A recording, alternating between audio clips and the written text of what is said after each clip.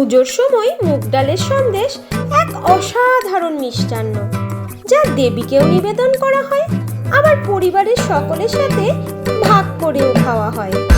আজ এই শারদীয়ার শুভ দিনে আমি বানিয়ে নিচ্ছি মুগ ডালের সন্দেশ। তাহলে চলো রেসিপিটি দেখে নেওয়া যাক।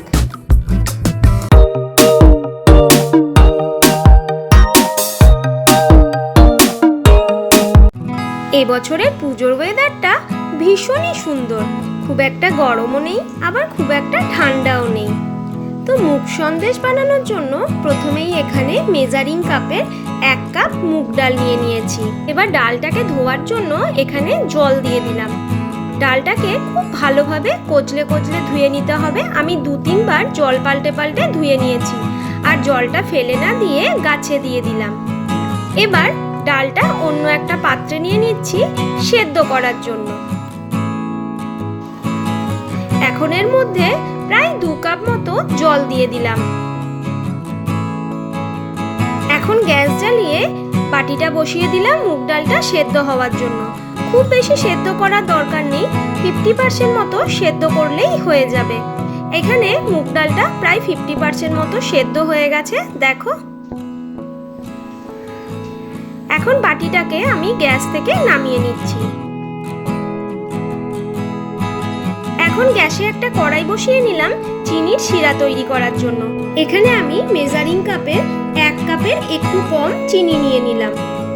এর মধ্যে দিয়ে দিলাম 1.5 কাপ মতো জল। জলটা একটু ফুটে উঠলেই ঢাকা দিয়ে খুব ভালো করে নাড়িয়ে চাড়িয়ে এটাকে জলের সাথে মিশিয়ে নেব। এদিকে চিনি শিরাটা হতে থাক, ওদিকে আমি মুগ ডালটাকে একটা থালার মধ্যে নিয়ে নিয়েছি, যাতে মুগ ডালটা খুব তাড়াতাড়ি ঠান্ডা হয়ে যায়। এদিকে চিনি শিরাটাও হচ্ছে, দেখো।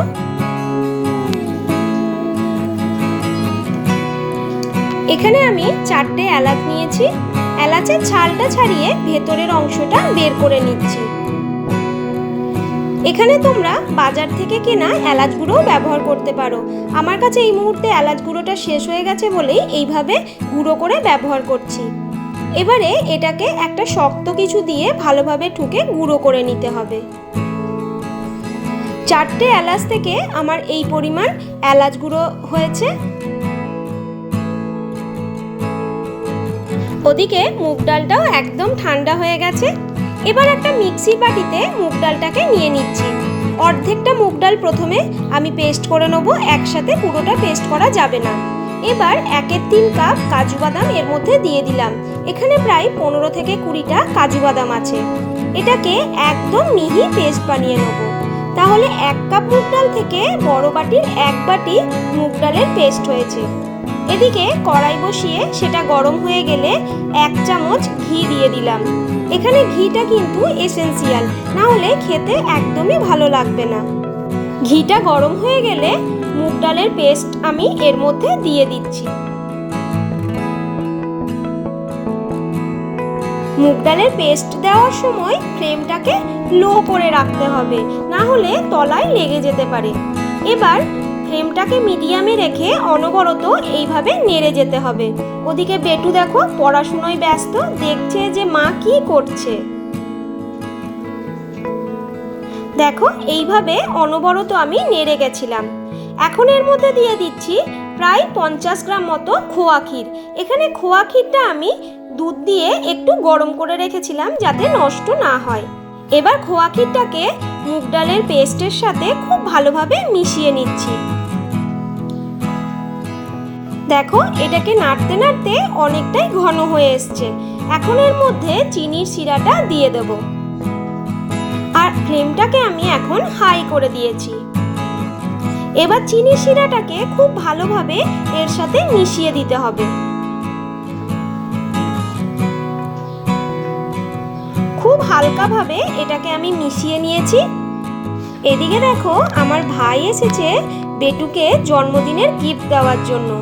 ও একটা হেলমেট চেয়েছিল আমার ভাইয়ের কাছে। দুটো হেলমেট পেয়ে খুব খুশি। এখন এর মধ্যে এলাচের গুঁড়োটা দিয়ে দিলাম। এই এলাচের গুঁড়ো দেওয়াতে এই সন্দেশের সেন্ট খুব সুন্দর হয়। এবার এলাচের গুঁড়োটাকেও এর সাথে মিশিয়ে নিচ্ছি।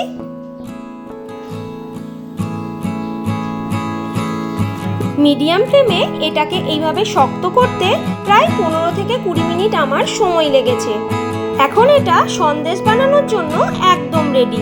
গ্যাসের ফ্লেমটাকে অফ করে দিয়েছি। এবার একটা থালার মধ্যে একটু ঘি গুলিয়ে দিলাম। এবার সন্দেশটা এর মধ্যে দিয়ে দিলাম। এখন এটাকে থালাতে দেওয়ার পর একটু নাড়াচাড়া করে নেব যাতে ঘিটা এর সাথে মিশে যায় আর খুব তাড়াতাড়ি ঠান্ডাও হয়ে যায়। এটা আমি একটু কড়া পাকেরই করেছি।